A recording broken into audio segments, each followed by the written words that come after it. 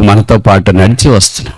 మన కష్టాల్లో, మన బాధలో, మన వేదనలో, మన కృంగుదల్లో, మీ ఊర్లో, మీ పొలంలో, మీరు అక్కడక్కడ పనిచేసే స్థలాల్లో మీతో పాటు ఎంతోమంది ఉండొచ్చు.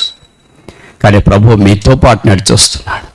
నేను మోషేకు తోడై ఉండినట్లు నీకును తోడై ఉండేదను మీరు అనుమతిస్తే, దేవుడు మాట్లాడినా కూడా ఆయన దేవుడు అని ఎరుగని భక్తులు, సామాన్యమైన వాళ్ళు కాదు, వాళ్ళు గొప్ప భక్తులే. అలాంటి 5 సందర్భాల వాక్యాన్ని మనం చూడటానికి ప్రయత్నం చేస్తాం. మొదటిది యెహోషువ గ్రంథము 5వ అధ్యాయం.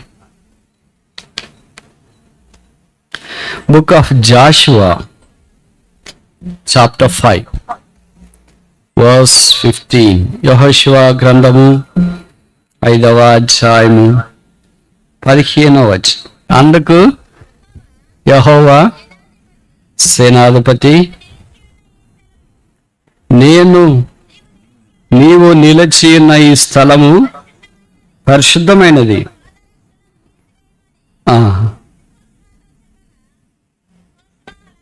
నీవు నిలిచిన స్థలం పరిశుద్ధమైనది. The place where thou standest is holy. నీవు నిలిచిన స్థలము పరిశుద్ధ స్థలము గనక నీ చెప్పులు తీసివేయం. దేవుడు చెప్పేదాకా ఇది పరిశుద్ధ స్థలం అని ఎవరికి తెలియదు? పరిశుద్ధుడైన యెహోషువాకే తెలియదు. యెహోషువ లాంటి పరిశుద్ధుడికే తెలియకపోతే మనలాంటి పాపలకు ఆగోతం అవుతుందని అంటారా? యెహోషువ అంటే గాడ్ ఈజ్ మై సాల్వేషన్, యెహోవాయే నా రక్షణ అని అర్థం. యెహోషువ అన్న, యెషయా అన్న, ఓషయా అన్న దాదాపు ఒకే అర్థం. గాడ్ ఈజ్ మై సాల్వేషన్, దేవుడే నా రక్షణ. దేవుని రక్షకుడిగా ఎరిగిన యెహోషువ ఆ దేవుడే తనకు ప్రత్యక్షమైన ఆయన గుర్తుపట్టలేకపోయాడు. ఆయనతో చాలా అనుభవం ఉంది యెహోషువకు. దేవునితో మాట్లాడాడు, దేవుడు స్వరం విన్నాడు. యెహోషువ 1వ అధ్యాయంలో మనం చూస్తే, నేను మోషేకు తోడై ఉండినట్లు నీకును తోడై ఉండేదను. 3వ వచనంలో యెహోషువ 1:3, నీవు అడుగుపెట్టి ప్రతి స్థలమును నేను నీకు ఇచ్చి ఉన్నాను. ఇలాగ 1వ అధ్యాయం అంతా యెహోషువను ప్రోత్సాహపరచడానికి దేవుడిచ్చిన వాగ్దానాల సంపద మనకు పరిచయం. ఇంత వాగ్దానాలు తెచ్చిన వ్యక్తి తన ఎదుట దేవుడు నిలబడితే ఎవరో గుర్తించలేకపోయినాడు. అదే విషాదం. అందుకే 13వ వచనంలో ప్రస్తావించబడింది, యెహోషువ యెరికో ప్రాంతమున ఉన్నప్పుడు అతడు కన్నులెత్తి చూడగా దూసిన కత్తి చేత పట్టుకొని ఒకడు అతని ఎదుట నిలిచిండెను. యెహోషువ అతని యుద్ధకు వెళ్ళి, నీవు మా పక్షంగా నున్నవాడవా, మా విరోధుల పక్షంగా నున్నవాడవా అని అడిగాను. ఎప్పుడు అడుగుతాం? తెలిస్తే అడుగుతామా, తెలియకపోతే అడుగుతామా? అంటే మన వైపు ఉన్నాళ్ళ, ఆపోజిట్ వైపు ఉన్నాళ్ళ కూడా తెలియదు మనకి. కనుక దేవుడితో యెహోషువ మాట్లాడుతున్న మాట, మా పక్షాన ఉన్నావా, మా విరోధుల పక్షాన ఉన్నావా? ఆ సందర్భాన యెహోషువకు వచ్చిన జవాబు కింద వచనంలో చూస్తాం. అతడు కాదు, యెహోవా సేనాధిపతిగా నేను వచ్చి ఉన్నానని. యెహోవా సేనాధిపతి, the captain of the lord's. Yesukristu ప్రభువే. ఆయన పేరు సైన్యములకు అధిపతి, అంటే సేనకు అధిపతి అని అర్థం. సేన అంటే మళ్ళా దయ్యం బట్టిన సేన అనుకోవద్దండి. మనకు వెంటనే నెగిటివ్ ఆలోచన వస్తుంది పాజిటివ్ ఆలోచన కంటే. చాలా విషాదకరమైన సంగతి అది. దేవుడు యెహోషువకు ఇలాగ ప్రత్యక్షమయ్యాడు, ఎ కమాండర్ ఆఫ్ ద ఆర్మీ. సైన్యమునకు ఒక నాయకుడిగా, సేనాధిపతిగా దేవుడు యెహోషువకు ప్రత్యక్షం. కానీ యెహోషువ అది ఎరగలేదు. ఇది దేవుడు కూడా మనకు ఆయా రకాలుగా ప్రత్యక్షమై బోధిస్తున్నాడేమో, కానీ మనం అది ఎరగలేకపోవడం విషాదకరమైన సంగతి. యెహోషువ చాలా గొప్పవాడు, పరాక్రమవంతుడు. ఎంత పరాక్రమవంతుడు అంటే అంతకుముందే మనకు పరిచయంగా యోర్దాను ఏకరాశిగా నిలువబెట్టి దేవుని ప్రజలందరినీ యోర్దానులో నుండి బయటికి దాటించిన నాయకుడు. ఆయనకి ఎవరు తెలియదు? యెహోవా సేనాధిపతి తెలియదు. యాకోబుకి ఎవరు తెలియదు? దేవుడు తెలియదు. ఆ సంగతి నాకు తెలియక పోయాను. ఐ డింట్ నో దట్, నాకు తెలియదు అది. కనుక మొదట యెహోషువ మనకు తెలియజేసే సంగతి ఏంటంటే, I didn't know that God is my commander. దేవుడు నా సేనాధిపతి అని నేను ఎరగలేకపోతుని. అనేకసార్లు బహుశా మనం కూడా అలాగున్నామేమో, మరలా జ్ఞాపకం చేస్తున్నాం. ఆ సేనాధిపతి యేసుక్రీస్తు ప్రభువు. యేసుని ఎరగకుండా ఉంటే, పాపక్షమాపణ మారుమనసు పొందకుండా ఉంటే, యేసు ప్రభువును ఎరగటానికి, పాపక్షమాపణ మారుమనసు పొందటానికి ఇది చాలా మంచి అవకాశం. మరలా ఇలాంటి అవకాశం రాకపోవచ్చు. ఇలాంటి తరుణాలు మరలా ఉన్న పాటన రాకపోవచ్చు. తరుణాలన్నీ వ్యర్థం చేసుకుని, నీళ్లపాలు చేసుకుని, నేలపాలు చేసుకుని, భూమి పాలు చేసుకుని, నష్టపరుచుకుని, తరుణమంతా అయిపోయిన తర్వాత, అవకాశాలన్నీ అయిపోయిన తర్వాత, చేతులు గాలిన తర్వాత ఆకలి పట్టుకుందామనే స్థితిలోనికి రాకుండా దైవ సాన్నిధ్యాన్ని పూర్తిగా అనుభవించే వారికి ఉండాలి దేవుని యొక్క ఉద్దేశం. అందుకే బైబిల్లో రాయబడింది, రక్షణ గొప్పదని, రక్షణ నిత్యమైనదని, రక్షణ యెహోవాదని.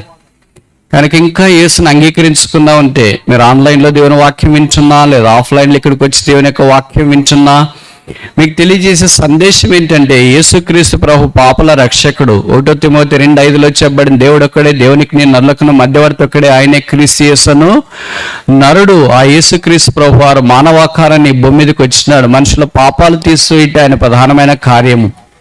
అనేకుల కొరకు విమోచన క్రైదనముగా వచ్చినాడు. మన పాపాలన్నీ భరించడానికి శిలువ మీదకి వెళ్ళాడు. బైబిల్లో చెప్పబడింది, అతను నలుగొట్టుట యెహోవాకు ఇష్టమాయను. మన గాయాలన్నీ లేదా మన బాధలన్నీ ఆయన భరించినాడు. మన అపరాధాలు ఆయన సహించినాడు. మన కొరకు శిలువలో రక్తం కార్చినాడు. నదువలే ప్రవహించే యేసు ప్రభు యొక్క రక్తపు ఊటను బట్టి పాపలమైన మనకు పాపక్షమాపణ మారు మనసు దేవుడు సిద్ధం చేసినాడు. అది ఉచితం, అది వరం, అది పుణ్యం, అది భాగ్యం, అది దానం. ఇంకా దీన్ని పొందకుండా ఉంటే, తడువు చేస్తుంటే, ఆలస్యం చేస్తుంటే, వాయిదా వేస్తుంటే, ప్రభుని యేసునందు విశ్వాసం ఉంచుము. అప్పుడు నీవును నీ ఇంటి వారును రక్షణ పొందొదురు. అప్పుడు ప్రభు యొక్క సైన్యములో నువ్వు చేరుతావు. అంటే అర్థమేంటి? భౌతికమైన సైన్యము వాడే ఆయుధాలు పట్టుకోవడం కాదు. ఆత్మీయమైన సైన్యం వాడే ఆయుధం బైబిల్, ప్రార్థన, ఆరాధన, సహవాసం. ఈ ఆయుధాల సంపదలోనికి వస్తా. వీటన్నిటికి మించి ఆ సేనాధిపతి ఎక్కడ అధ్యక్షుడై ఉన్నాడు, ఆ సంఘములో మనం అంగముగా చేర్చబడే అవకాశం ఉంది. అంటే దేవుని ప్రజలతో సహవాసం కలిగే బాక్యంలోనికి తీసుకురాబడుతున్నా. కనుక ప్రభువైన యేసునందు విశ్వాసం ఉంచుము. అప్పుడు నీవును నీ ఇంటి వారును రక్షణ పొందేదరు. ఆ సంగతి నాకు తెలియకపోయాను. ఏ సంగతి? మొదటి యెహోషువ సైన్యాధిపతి దేవుడని ఎరగలేదు. రెండవది చూస్తామా?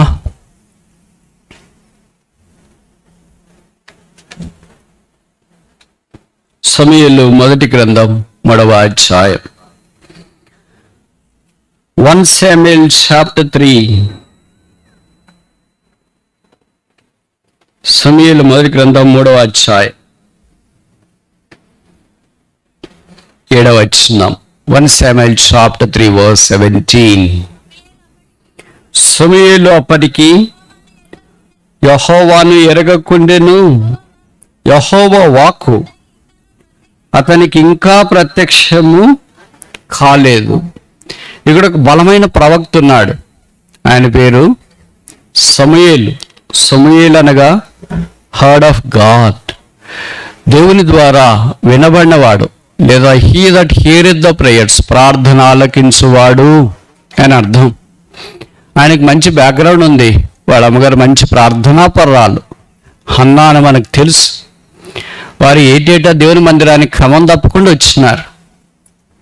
దేవుని మందిరంలోనే వారి జీవితాన్ని ప్రదక్షిణం వలె చేయటానికి ఇష్టపడ్డారు. దేవుడు కరుణించి అన్న ప్రార్థన ఆలకించి సమూయేలును అనుగ్రహించినాడు. సమూయేలు పాలు విడిచిన తర్వాత హన్నా సమూయేలును తీసుకుని వచ్చి షిలోహు అనే దేవుని మందిరంలో ఏలీ నాయకత్వంలో పరిచర్య కొరకే విడిచిపెట్టబడిన సంగతి మనకు తెలుసు. ఏలీ దేవుని ఎరిగినాడు కానీ దేవుని స్వరాన్ని ఎరగలేదు. ఒకసారి చెప్పనా? ఏలీ దేవుని ఎరిగాడు కానీ దేవుని స్వరమును ఎరగలేదు. సమూయేలు అప్పుడు ఇంకా బాలుడు, చిన్న పిల్లవాడు కనుక యెహోవాను ఎరగకుండాను ఆయన పిలుస్తాడని కూడా ఆయనకు తెలియదు. అయితే దేవుడు సమూయేలును మరలా పెట్టినట్లు వాక్యం 3వ అధ్యాయంలో మనం చూస్తాం. అందుకే 3:9 మనకు చాలా పరిచయం. ముఖ్యంగా మన సహవాసంలో భక్సింగా నేర్పించిన చాలా విషయాలు. ఒకటి ఏంటంటే, స్టేజ్ దగ్గర వెనక, ఓడే వెనక, పుల్పిట్కి వెనక వచ్చిన వాక్యం కనిపిస్తుంది. స్పీక్ లార్డ్, యెహోవా సెలవిమ్ము, మీ దాసుడు ఆలకించుచున్నాడు అని. నాకు తెలిసి ఇది ఎక్కడ ఇంక మీరు చూడరు అనుకుంటా, ఇక్కడే చూస్తారు అనుకుంటా. దేవుడు కరుణించి, కృప చూపించి, జాలిపడి, సహాయం చేసి, అన్నింటినీ ధైర్యపరిచి, ఆదరించి, మేలు చేసేవాడన్న సంగతి మనకు పరిచయం.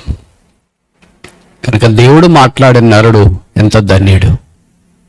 దేవుని సన్నిధిలో ఉన్నాడు కానీ దేవుని స్వరం వినాన్ని ఆయన అక్కడ మనకు కనిపిస్తున్నాడు. అది ఎంత విషాదకరం.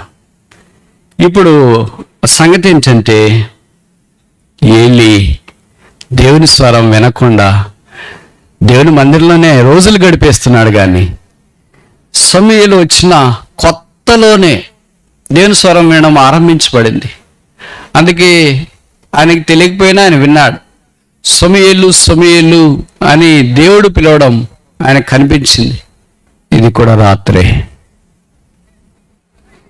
దేవుడు రాత్రి పిలిచినాడు అంటే అర్థమేంటి?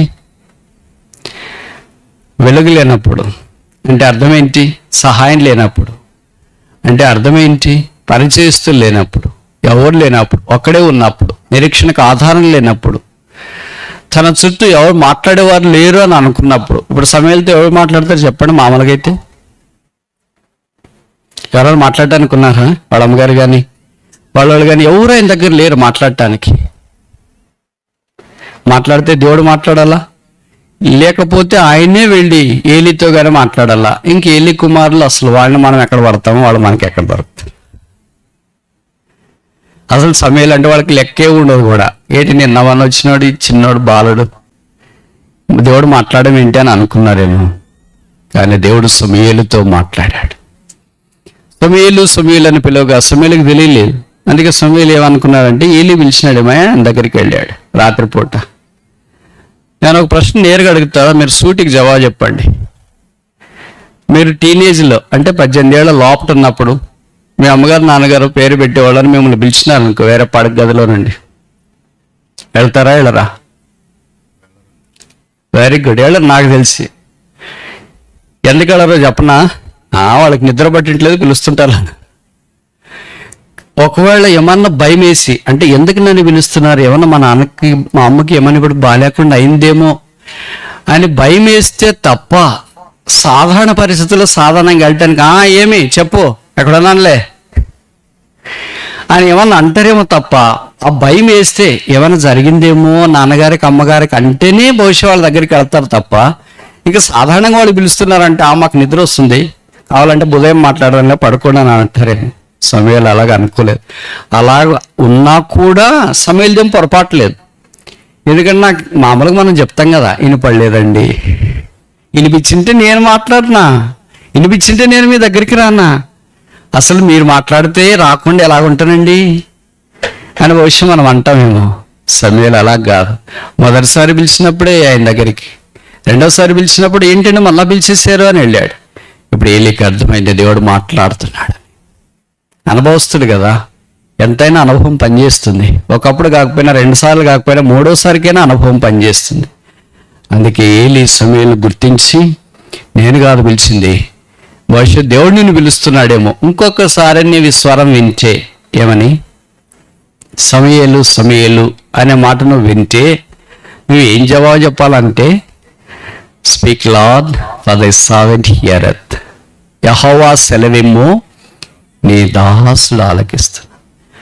సమూయేలు ఎవరంటే దేవుడికి దాసుడు అంట. ఎవరు నేర్పారు ఆ పదం? ఏలీ నేర్పాడు. ఎంత బుద్ధి మాటలు కదా. నువ్వు నా దాసుడు కాదు, ఏలీ దాసుడు కాదు, నువ్వు మీ అమ్మ దాసుడు కాదు, మీ నాన్న దాసుడు కాదు. ఎవరు దాసుడు? దేవుని దాసుడు. మన పిల్లలకి ఎప్పుడైనా నేర్పుతుంటాం కదా, బస్ చిన్న పిల్లలుగా ఉన్నప్పుడు అలాగే నేర్పాడేమో, అంకులను, మామను, లేకపోతే అత్తతో ఏదేదో చెప్తుంటాం కదా, అమ్మమ్మను, నాయనమ్మను, అలాగే చెప్తుంటాం ఇప్పుడు అని. అలాగే సమూయేలుకి ఏలీ నేర్పాడు. యెహోవా దాసుడు. బహుశా దాసుడు అంటే ఏం చేస్తాడో కూడా సమూయేలుకి అప్పుడు తెలియకపోయి ఉండొచ్చు, ఏం చేయాలో కూడా తెలియకపోయి ఉండొచ్చు. కానీ సమూయేలు మాటలు విన్నాడు. దేవుడు మాట్లాడిన తర్వాత అది దేవుని యొక్క స్వరం అని అర్థమైంది. ఇప్పుడు సమస్య ఆరంభమైంది. వదిలేకుండా ఏలి సమూయేలుని ఉదయాన్ని పిలిచి, మొత్తానికి రాత్రి ఎవరో మాట్లాడారన్నారు కదా, నీతో ఏం మాట్లాడారు బాబు అని అన్నా. దేవుడు చెప్పినాడు, నువ్వు ఖచ్చితంగా చెప్పాలా, ఏం దాచుకోకూడదు. సమూయేలు ఏలిని కూడా అలాగే అన్నాడు, దేవుడు నీతో ఏం మాట్లాడినాడో అదంతా నువ్వు దాచకుండా చెప్ప. నేను అనుకుంటా సమూయేలు పూర్తిగా చెప్పాడా లేదా? సమూయేలు దేవుడు తనతో మాట్లాడిందంతా ఏలియాకి చెప్పాడా లేదా? చెప్పాడా? Very good. ఎందుకు చెప్పగలిగాడు? మన మాదిరి పెద్దోళ్ళు అయితే చెప్పలేం కనుక పిల్లలైతే చెప్తారని దేవుడు సమూయేలుతో మాట్లాడినాడేమో అని నేను అనుకుంటుండా. ఎందుకంటే ఇప్పుడు పెద్దలు చెప్పాలంటే ఆలోచిస్తారు కదా, ఆయన ఏం బాధపడతాడో, వాళ్ళేమో అభ్యంతర పడతారేమో అని. పెద్దోళ్ళు అయితే కొన్ని దాచి, కొన్ని పాలిష్ చేసి, కొన్ని కట్ చేసి, కొన్ని రకరకాలుగా చేస్తారు కనుక ఇటైతే కుదరదని. మనం చిన్న పిల్లల్ని అడిగితేనే చాలా బాగా చెప్తారు. వాడిని పిలిచి, ఏంట్రా మీ ఇంట్లో ఏం పండుగ చేసినారో అని అనండి. A to Z చెప్పేస్తాడు. ఎవరు బట్టలు తెచ్చుకున్నారు, ఎవరు వంటలు చేసినారు, ఎవరు ఏ కార్యక్రమాలు చేసినారు, ఎవరన్నీ వాళ్ళు చెప్తారని. అందుకే కొన్నిసార్లు ఈ దినాల్లో ముఖ్యంగా పెద్దోళ్ళు వాళ్ళ ఇంట్లో సంగతులు తెలుసుకోవాలంటే వాళ్ళ పిల్లలు పిలిచి అడుగుతుంటారు, ఏంట్రా మీ ఇంట్లో మమ్మీ డాడీ అందరూ ఎట్లున్నారో, బంధువులు వచ్చినారా అంటే వాడు అన్నీ చెప్పేస్తాడు పాపం అమాయకంగా. క్వశ్చన్ పేపర్ అంతా లీక్ అయిపోయింటుంది. వీళ్ళ అమ్మగారు నాన్నగారు వేరుగా చెప్పింటారు వేరే వాళ్ళకి. వీడు చెప్పింది వాళ్ళ అమ్మగారు నాన్నగారు చెప్పింది కుదరదు, సింక్ కాదు. కానీ ఎవరు చెప్పిన మాట నమ్ముతాం మనం? పిల్లలు చెప్పిందని నమ్ముతామా? ఎందుకని? వారు వాస్తవంగా చెప్తారు, యథార్థంగా చెప్తారు, దాచుకోకూడదు చెప్తారు. అందుకే దేవుడికి అలాగా ఉన్నట్టుగా వర్ధమానం చెప్పేవాడు కావాలి. అందుకే దేవుడు సమూయేలును వాడుకున్నాడు. బహుశా ఏలీని వాడుకుంటే అలాగే దేవుడు ఏలీ చేయలేడేమో, ఏలీ కుమారులకు చెప్తే అలాగే చేయలేరేమో. అందుకే సమూయేలును పంపించినాడు. సమూయేలు దాని మొదలుకొని బెర్షెబా దాకా దేవుని వాక్యం ఉన్నట్లుగా ప్రకటించినాడు. బైబిల్లో రాయబడింది, సమూయేలు నోట పలకబడిన మాటలో అక్షరం ఒక్క మాట కూడా తప్పిపోలేదంట. దాని మొదలుకొని బెర్షెబా దాకా ఆయన పరిచయం అంతటే దేవుడు అమోఘంగా వాడుకుంటూ వచ్చినాడు. గొప్ప ప్రవక్త అయ్యాడు. గొప్ప రాజులను ఇశ్రాయేలీయులకు అందించి అభిషేకించిన వాడు. అలాంటి వాడి పేట 2 పుస్తకాలు బైబిల్లో గ్రంథస్థం చేయబడ్డాయి. సమూయేలు మొదటి గ్రంథం, సమూయేలు 2వ గ్రంథం. ఎంత ఆశీర్వాదకరమైన స్థితిలోనికి ఈ వ్యక్తి తీసుకురాబడ్డాడు. అది నాకు తెలియకపోయినాయి. మొదటి ఎవరికి తెలియలేదు? కమాండర్ అని యెహోషువాకు తెలియలేదు. రెండవది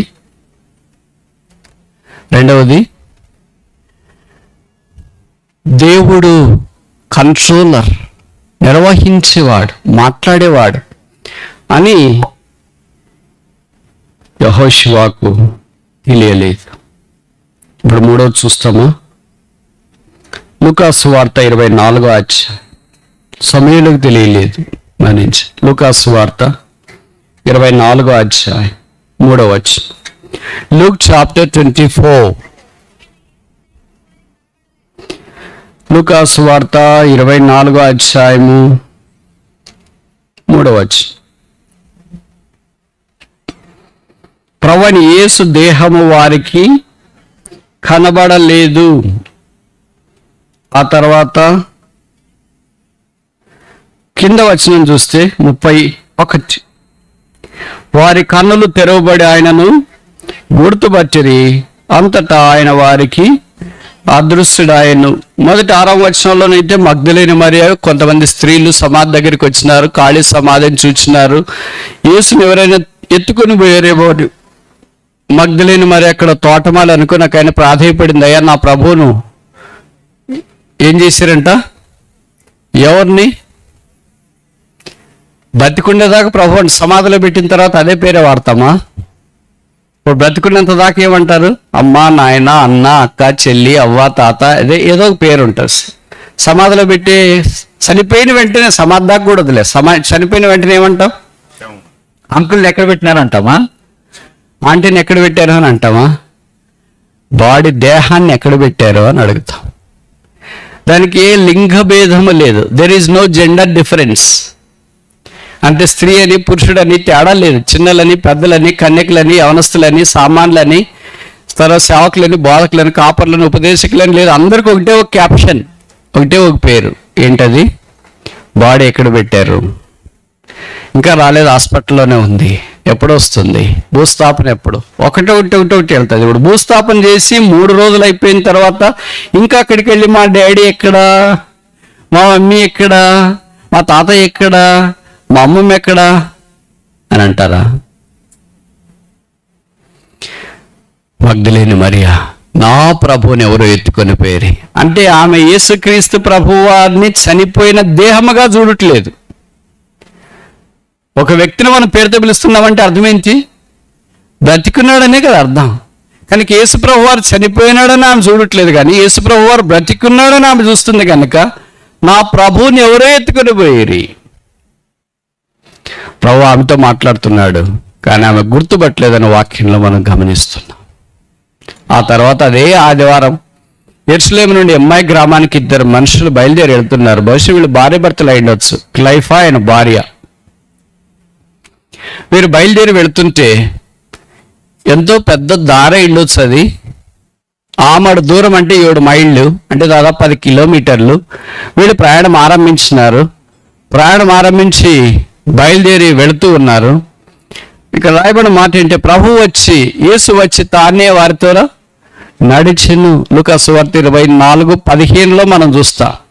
యేసు వచ్చి తానే వారితో కూడా నడిచెను. నడిచే యేసు. వారు దుఃఖముఖులై ఉన్నప్పుడు, బాధతో ఉన్నప్పుడు, వేదనతో ఉన్నప్పుడు, నిర్ఘాంతపోయి ఉన్నప్పుడు, నిర్జీవముతో ఉన్నప్పుడు, నిరుత్సాహంతో ఉన్నప్పుడు ప్రభు నడుస్తాడు. బహుశా మనం ఆయన ఎవరో గుర్తుపట్టలేదని పర్లేదు, కానీ ఆయన మనతో నడుస్తాడు. తొలిపోయి ఇచ్చారా, డస్పోయి ఇచ్చారా, కృంగిపోయి ఇచ్చారా, నా చదువులు ఇంతే, ఇక నాకు ఉద్యోగం రాదు ఇంతే, నాకు పెళ్ళిళ్ళు కావు ఇంతే, అప్పులు తీరవింతే, గాయాలు మానంచబడవింతే, మా ఆవిడింతే, మా ఆయనింతే, మా చెల్లెలింతే, మా అన్నింతే, అక్కింతే, ఇంకా సేవకులు ఇంతే, బోధకులు ఇంతే, కాపర్లు ఇంతే, విశ్వాసులు ఇంతే, సంఘ పెద్దలు ఇంతే, సంఘాలే ఇంతే, అందరూ ఇంతే, దేవుడే ఇంత అని కొంతమంది తలస్తూ ఉంటారు. బహుశా అలాగనే వచ్చినాయేమో. బైబిల్లో ఊరట కలిగించిన మాట ఏంటంటే, Jesus give himself and walked with them. యేసు తానే వచ్చి వారితో కూడా నడిచెను. వారు కారులో పోతుంటే, కారులో వస్తే అర్థం ఉంది, పాపం ఆయన నడవలేడేమో కారులో వచ్చాడని. ట్రైన్లో వెళ్తుంటే అలాగొస్తే అర్థం ఉంది, విమానంలో అయితే అర్థం ఉంది. అలా కాదు, బైబిల్ ఏం రాస్తారండి, నడవటానికి వచ్చిన.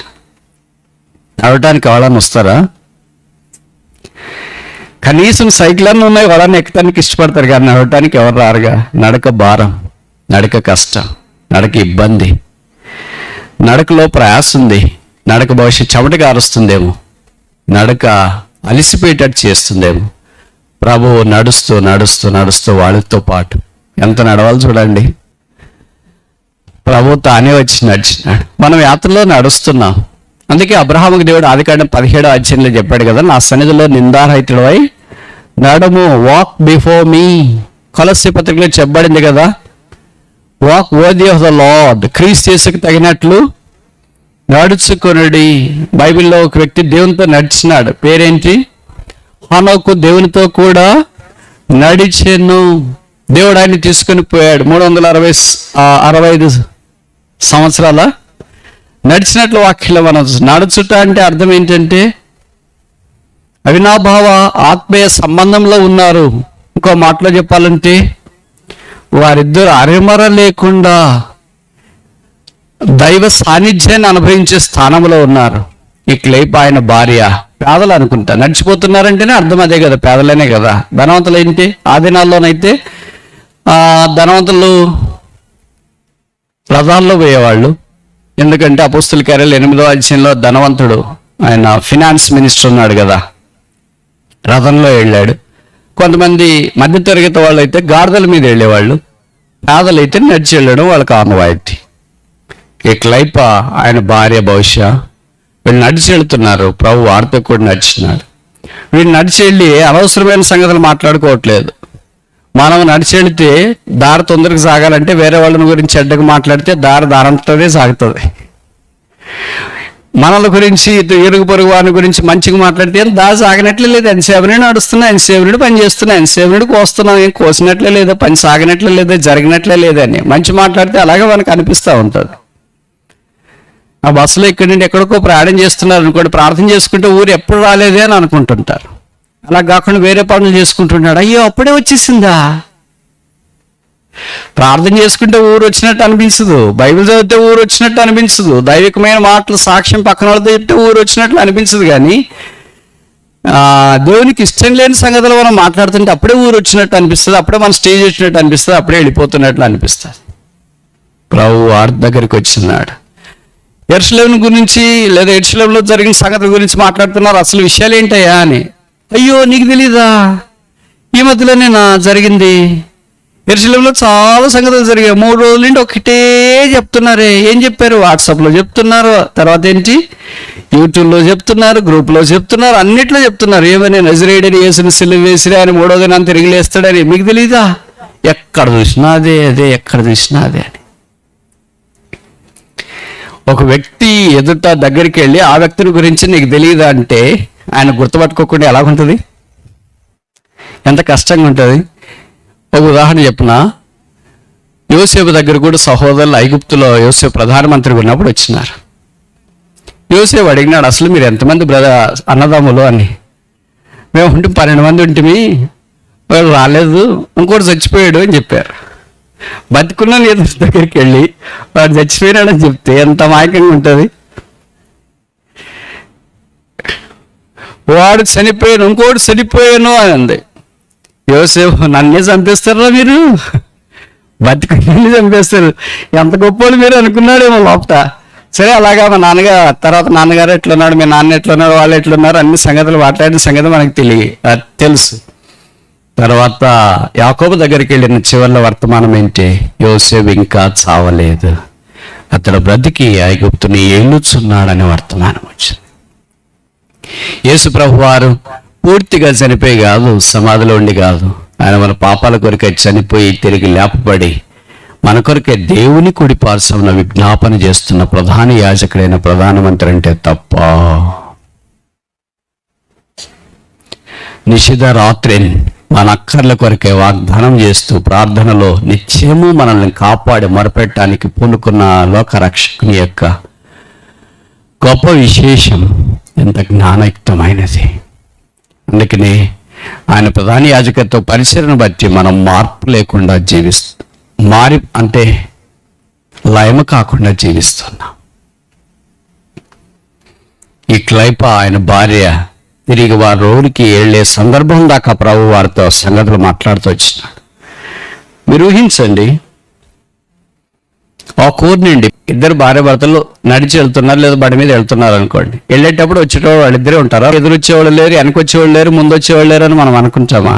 అలాగ అనుకోవటానికి వీలేదు. ఎంతమంది వస్తుంటారో. చాలాసార్లు మనం ఆలస్యంగా రావటానికి కూడా ఒక కారణం ఏంటి? ట్రాఫిక్. ఎంతమంది వస్తున్నారు, వచ్చేవాళ్ళు ఉన్నారు, పోయేవాళ్ళు ఉన్నారు. అందుకని వీళ్ళకి ట్రాఫిక్ ఎంత పెద్దది ఉంటే ప్రభు వాళ్ళతోనే నడిచాడేంటి? మిగతా వాళ్ళ సంగతి ఏంటి? ఎంతోమంది దంపతులు ఉంటారు కదా, ఎంతోమంది యవనస్తులు ఉంటారు కదా, ఎంతోమంది రైతులు ఉంటారు కదా, ఎంతోమంది గుర్రాల మీద వెళ్ళేవాళ్ళు, బండ్ల మీద వెళ్ళేవాళ్ళు, రథాల మీద వెళ్ళేవాళ్ళు, గాడిదల మీద వెళ్ళేవాళ్ళు, నడిచి కూడా వెళ్ళేవాళ్ళు చాలా మంది ఉంటారు కదా. ప్రభు వారితో నడిచి వెళ్ళినట్లు వాక్యం నడుచుకోవడం. మీ సంఘంలో, మీ ఊర్లో, మీ పొలంలో, మీరు అక్కడక్కడ పనిచేసే స్థలాలు మీతో పాటు ఎంతోమంది ఉండొచ్చు. కానీ ప్రభు మీతో పాటు నడిచి వస్తున్నాడు. వాళ్ళతో నడిచి రావట్లేదేమో. మనమేమనుకుంటున్నామంటే మనం ఒక్కడమే. మా ఊర్లో నేను ఒక్కడే రక్షించబడ్డా. నేను కాదా, మామూలుగా మనం చెప్పుకుంటాం కదా బయట. మా గేట్లో నేను ఒక్కడే రక్షించబడ్డా, మా ఇంట్లో నేను ఒక్కడే రక్షించబడ్డా.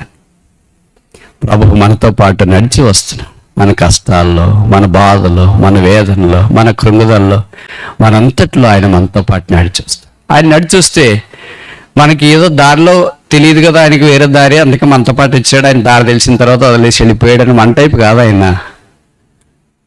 వాడుకొని వదిలేసే రకం అసలే కాదు, సహాయం తీసుకుని వదిలేసే రకం అసలే కాదు.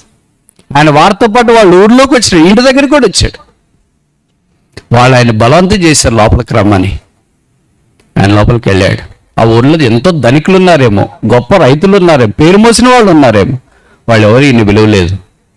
ఇద్దరు మాత్రమే ఆయన పిలిచినారు. ఊహించండి, వాళ్ళు యెరూషలేము పండగకు వచ్చినారు కదా.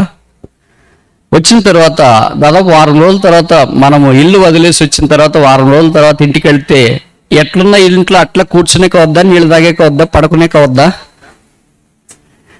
దాన్ని అంతటిని శుభ్రం చేసుకోవడానికి ఉదయం నుండి సాయంకాలం అవుద్ది. అప్పుడు మనకు విసుగు వస్తుంది. చాలామంది సిస్టర్స్ ఇల్లు వదిలేసిపోకుండా ఉండటానికి ఒక కారణం ఏంటంటే, వచ్చిన తర్వాత శుభ్రం చేసుకోవడానికి చేతగాక. అందుకని వాళ్ళు ఏమంటారు, పోవడం ఎందుకు, వారం రోజులు అయిన తర్వాత వచ్చి మళ్ళీ ఇల్లు శుభ్రం చేసుకోవడం ఎందుకు, ఇవన్నీ అయ్యే పనులు ఏంటి, ఏదో ఉంటే చాలు, ఇక్కడే చూస్తే చాలు, ఇట్లా మాట్లాడితే చాలు అని అనుకుంటా ఉంటారు.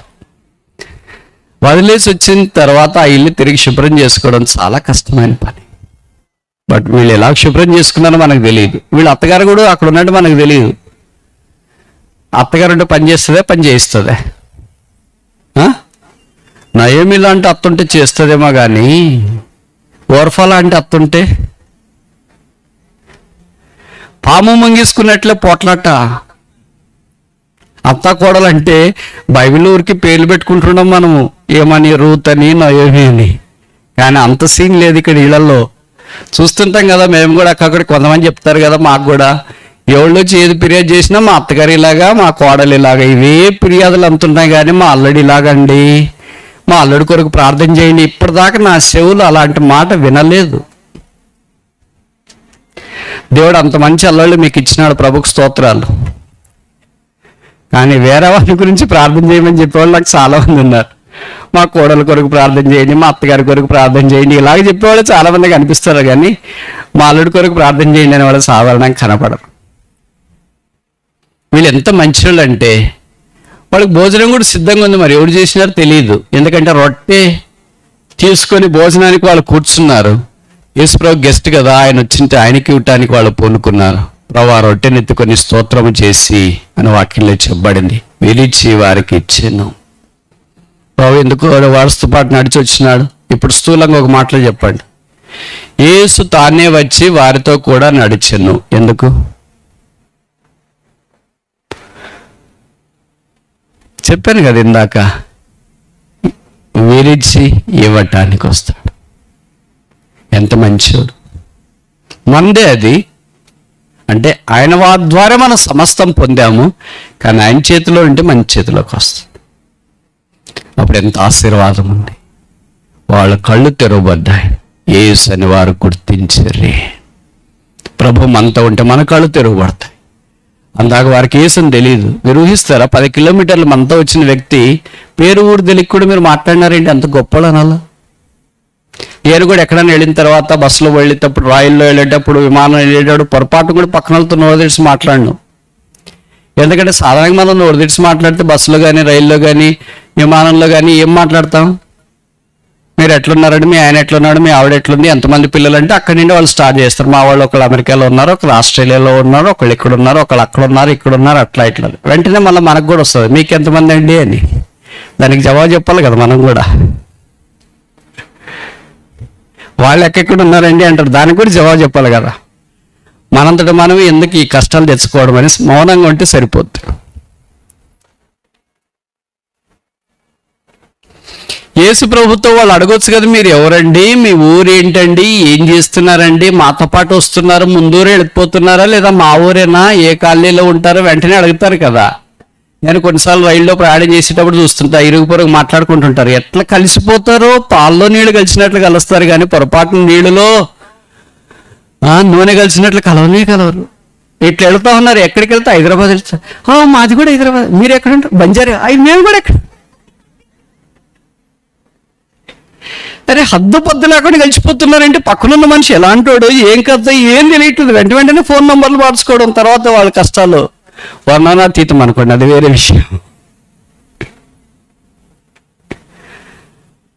యేసుక్రీస్తు ప్రభువును వాళ్ళు ఒక్క మాట కూడా అడిగేది, మీ పేరేంటండి, మీ ఊరేంటి, మీరు ఎంతమంది అన్నదమ్ములు, ఏం చేస్తారు, మీ నాన్నగారు ఏం చేస్తారు, అమ్మగారు ఏం చేస్తారు, ఇవన్నీ మాట్లాడాలి. సాధారణంగా మాట్లాడతాం కదా. 10 కిలోమీటర్లు నడుచున్నారు, ఒక్క మాట కూడా ఆయన తెచ్చి మాట్లాడలేదు. మనం కూడా అలాగుంటే ఎంత బాగుంటుంది. ఇప్పుడు నేను ఒక విషయం చెప్పినా మీరు ఏమనుకోవద్దండి, ఏమనుకోరంటేనే చెప్తా. యేసుక్రీస్తు ప్రభువుని భూమి మీదకి తెచ్చిన తల్లి మరియమ్మ. ఆమె యేసు ప్రభువుతో ఎన్నిసార్లు మాట్లాడింది? 33.5 సంవత్సరాల్లో బైబిల్లో రాయబడ్డాడు. అర్థమైంది నా ప్రశ్న? ఆమె కాకుండా ఇరుగుపొరుగు అమ్మలక్కలు ఎన్నిసార్లు యేసు ప్రభువుతో మాట్లాడినట్లు బైబిల్లో రాశారు. నాకు తెలిసి నేను చాలా కుటుంబాలకి పరిచయం ఉన్నప్పుడు అప్పుడప్పుడు వెళ్తుంటా, వాళ్ళు మాట్లాడుతుంటారు కదా, వాళ్ళ భార్య పేరు ఏదో ఒక పేరు అనుకోండి, ఏదో ఏ పేరు పెట్టినా సమస్య, హనీ అని పెడతా. రోజుకు 100 సార్లు పిలుస్తుంటారు, honey honey honey honey honey honey honey. వాళ్ళ కొడుకు వాళ్ళ కూతురు అనుకో, వాళ్ళ భర్త పేరు కూడా ఉంటుంది అనుకో, ఆయన ఏదో మిల్కీ అనుకో, మిల్కీ మిల్కీ మిల్కీ మిల్కీ అని వాళ్ళతో ఒక రోజు ఉంటే 100 సార్లు మినిమం చెప్తున్నాను, మ్యాక్సిమం ఇంకెక్కువే ఉంటుంది. నేను అక్కడికి కొన్నిసార్లు నాకు బాగా పరిచయం వాళ్ళు, ఎందుకు ఊరికే విసిగిస్తారు సిస్టర్ని పిలిచి మీరు చిన్న చిన్న పనులు చేసుకోవచ్చు కదా, గ్లాసులో నీళ్ళుదా హనీ అనేది కూడా నువ్వు పిలాల్సిన పని ఏముంది, వెళ్ళి తెచ్చుకొని నీళ్ళు తాగొచ్చు కదా అని అంటే, లేదులే బ్రదర్ మీకు తెలియదు అంటారు. అవును, నాకు కూడా నిజంగా తెలియదు. కొన్ని వాస్తవాలు చెప్పినప్పుడు నాకు కూడా భయం వేస్తుంది. అరే గ్లాసులో నీళ్ళు తెచ్చుకొని తాగడానికి కూడా హనీ కావాలా? ఇదేం హనీ బాబు? ఇది కొండ తేనేనా, ఊరికి అడవుల్లో కాసిన తేనైనా, ఇంట్లో కాసిన తేనైనా, ఎక్కడ తేనేది? ఇది ఎక్కడో ఒక ఖర్చు పడిపోయింది. హనీ నా ఖర్చు ఎక్కడ పడిపోయింది? నా అద్దాలు ఎక్కడ పడిపోయినాయి? నా వాచ్లు ఎక్కడ పడిపోయింది? ప్రతిదానికి నీ చిన్న పని నువ్వు చేసుకోవచ్చు. ఒకవేళ వంట అయితే, లేకపోతే ఇంకా ఏదైనా పెద్ద పని అయితే, ఏదో బట్టలు కనిపించలేదు, పలానా కనిపించలేదంటే అర్థం ఉంది. కానీ నీ ఖర్చు ఎక్కడ పడిపోయింది కూడా నువ్వు ఎదుక్కోలేనంత సోమరనాలా? అట్లా అంటే మీరు బాధపడతాడు, ఎందుకంటే మీకు అంత హనీలు ఉంటారు కనుక. నేను అన్నా ఆ బ్రదర్స్తోనా, ఇట్లా మాట్లాడితేనే కదా వాళ్ళకి విసుగు వచ్చేది, ఎప్పుడు దేవుడు తీసుకుంటాడని ప్రార్థన చేస్తుంటారేమో. మీ పని మీరు చేసుకుంటే ఎంత బాగుంటుంది అంటే, లేదు బ్రదర్, ఎప్పుడైనా నేను ఒకరోజు అలాగ మాట్లాడుకోకుండా చెప్పలేదు అనుకో, వెంటనే ఏడుస్తుంది బ్రదర్ అని. అరే హనీకి కూడా ఏడుపు వస్తుందా? ఏంటి ఎందుకు ఏడుస్తుంది అంటే, నన్ను పిలవలేదు ఏంటండి ఈరోజు, నాకేం పని చెప్పుకుని అన్ని మీరే చేసుకుంటారని ఏడుస్తుందంట. ఇలాంటి వాళ్ళు కూడా ఉంటారా మరి నాకు తెలియదు. ప్రభుకు స్తోత్రాలు. దేవుడు సిద్ధపరిచిన కుటుంబాల్లో యేసు నిలిచి అధ్యక్షుడై ఉన్నాడు. అందుకని విరిచి వారికి ఇచ్చాను, వారి కన్నులు తెరవబడ్డాయి, వారు ఆశీర్వదించబడ్డారు, వారి పేర్లు బైబిల్లో రాయబడ్డాయి.